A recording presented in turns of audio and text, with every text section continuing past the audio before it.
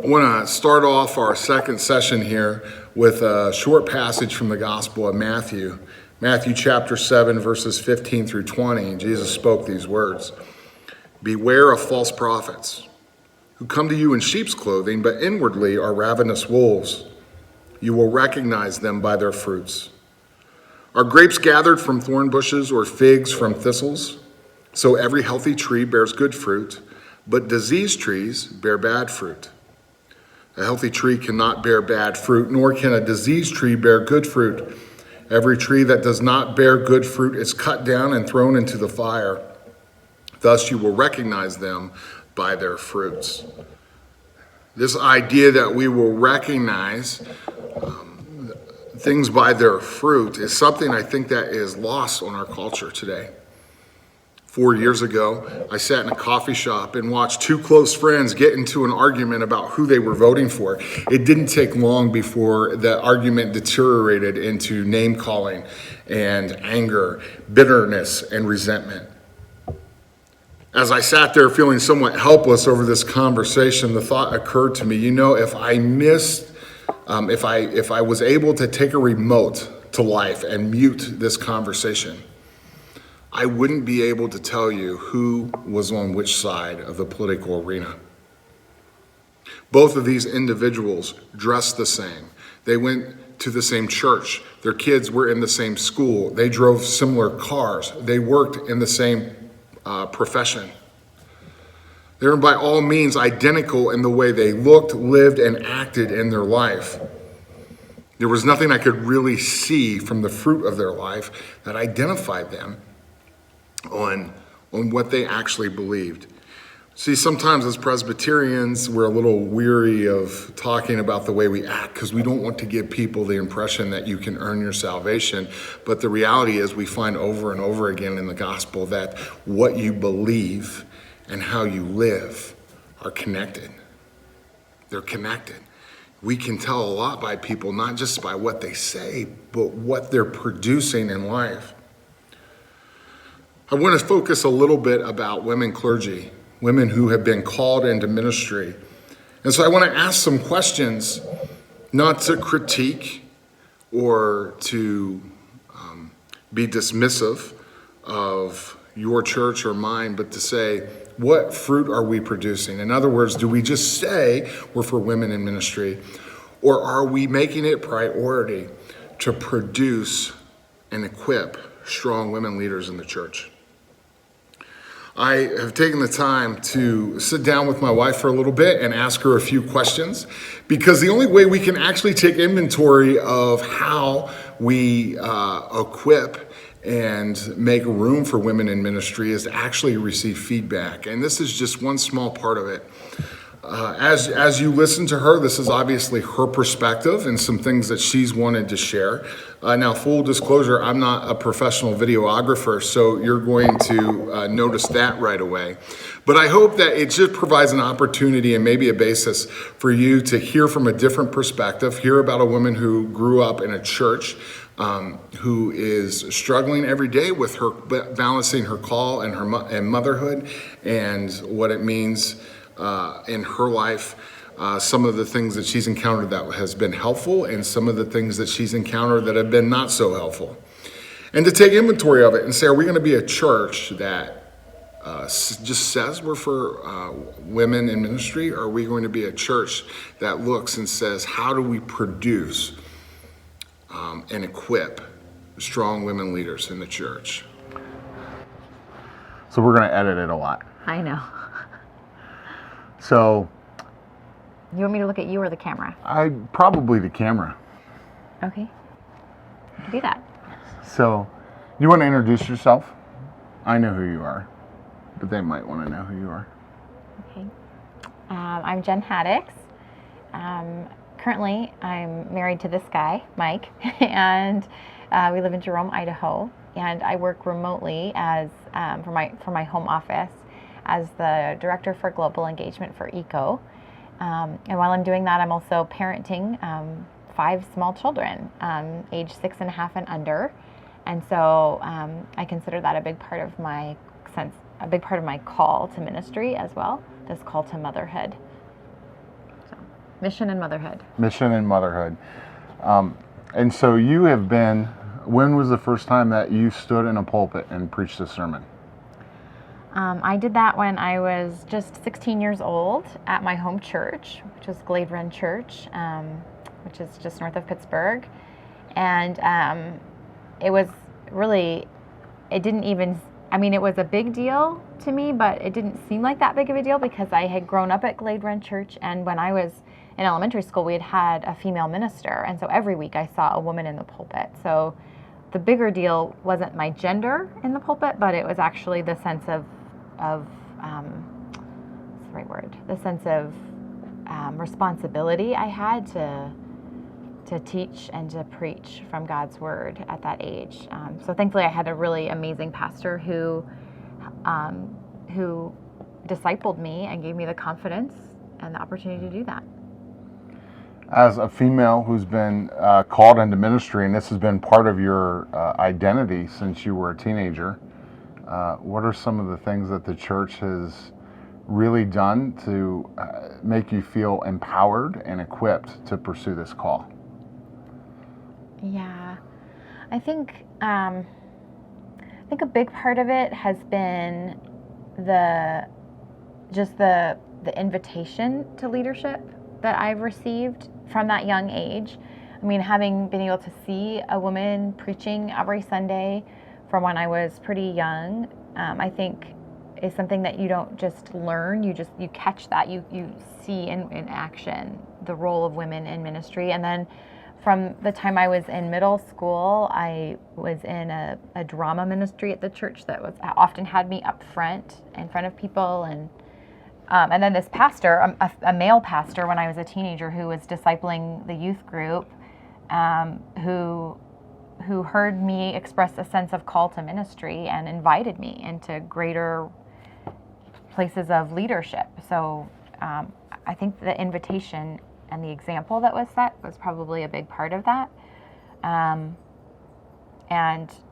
so I never actually felt a sense of animosity about being a woman in ministry until years later when I was studying at a Christian college, and I discovered that some of my friends and roommate and classmates didn't agree with women in ministry, and that was the first time I ever actually had to defend my sense of call as a woman.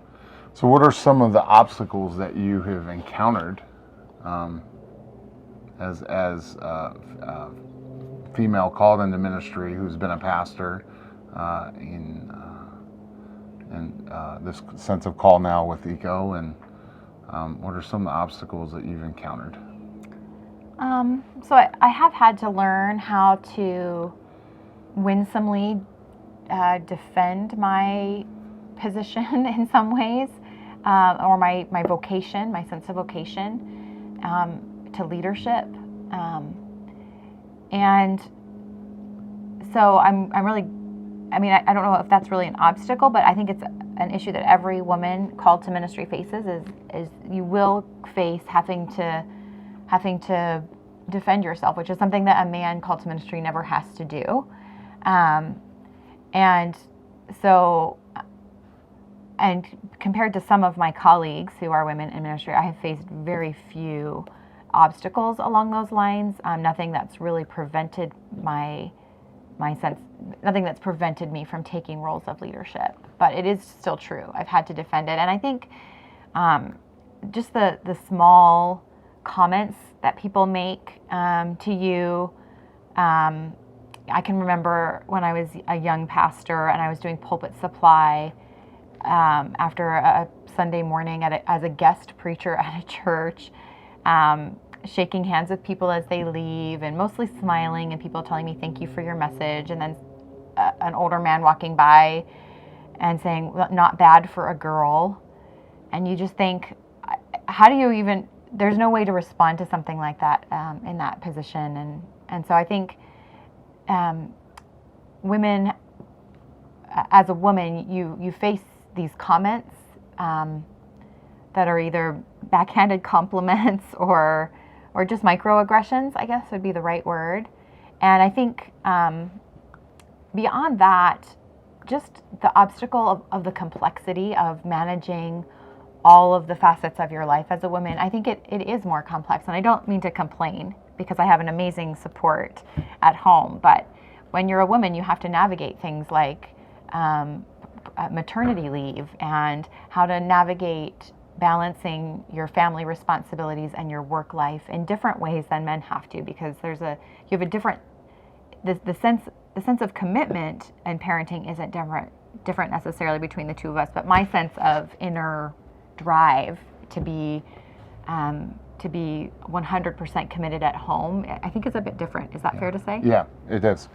I want to ask one last question and kind of fill in the background. We've talked a little bit about defending yourself and some of the backhanded compliments. And you made a comment earlier as we were talking about that you wish sometimes pastors or people would help defend that space or help defend to kind of keep those comments at bay. So can you talk just a little bit more about that? Yeah, another experience I had during doing pulpit supply at a church, the pastor was actually present and standing beside me as I was greeting people, and I could tell he was redirecting or protecting even the space that I had there to be greeting people after worship. And in some ways you could see that as kind of paternalistic, but in another way you could see that as, wow, this pastor wanted to make space for me here and protect me some from those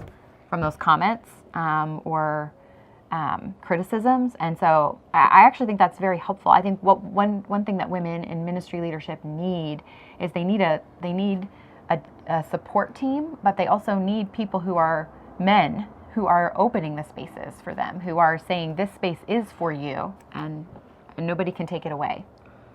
Well, I think that's so important that sometimes we forget that it's not just enough to say, oh, I believe in women in ministry, and so we'll give them opportunities. But I hope I'm not putting words in your mouth, but what I step into, even as a guest preacher, or what I step into weekly, the battles I have to fight or what I experience are extremely different. So it's not just enough to say you can come in and do pulpit supply and expect you to get the same treatment that I would get as a male counterpart. Is that fair? Yeah, it's totally fair. Women have to think about things like their hair and their wardrobe and how the microphone is going to attach to their clothing in ways on a Sunday morning in worship. And most men don't even spend time worrying about those kinds of things. And then when you add babies into your life, you have a whole nother layer of complexity about like when the baby needs to eat and how that fits in with Sunday morning schedules or church rhythms. And it's just more complicated. And so I've been really fortunate to have a support system at home and in my church community that affirms women in ministry. So I've had a relatively easy path, but it still is rather complex, I think, compared to my male colleagues. Yeah. So if you could give just one other thing that if something concrete that a church could do, not just to say that we agree with women in ministry or we want to support, but something they could actually do that would help equip and empower women, but particularly maybe young women who are just starting out in ministry, what's something they could do?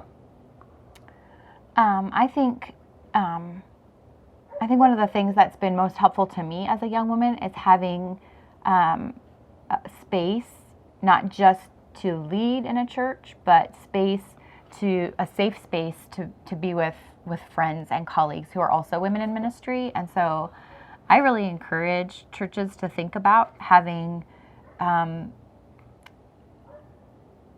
encouraging their young women or creating spaces for young women to relate deeply to one another, to share challenges, to pray for one another, to think deeply together about issues in the church, because that kind of space for me that I had in college, that I had in seminary, and that I've worked to create when I was new in my ministry leadership, those spaces have really been a foundation to know that this work is of God and it doesn't really all depend on me. You know, you need other people to be reminding you of the truth sometimes, and I think those kind of circles of friends and colleagues have been super important.